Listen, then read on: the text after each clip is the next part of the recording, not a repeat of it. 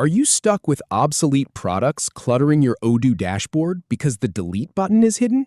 Learn the exact 8 clicks to remove any product in under 2 minutes. We'll walk through the products menu, locate the gear icon, and confirm the deletion so you can clean up your Odoo store in seconds. First, navigate to your Odoo homepage, where you can see all your available apps and get your bearings.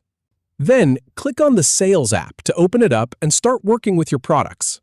Once you're in the Sales app, head to the top bar and click on Products. That opens the Products menu, so now click on Products again to bring up your full product list. Now, find the product you want to delete in that list and click on its name to open it. With the product open, look for the small gear icon at the top left, right next to the product's name, and click it. From the menu that appears, go ahead and click Delete to begin the deletion. You'll get a confirmation prompt, so click Delete once more to confirm, and the product is deleted. You're all set. If you have any feedback or if any info is inaccurate, please leave a comment below. We'll do our best to answer or redo the video if needed.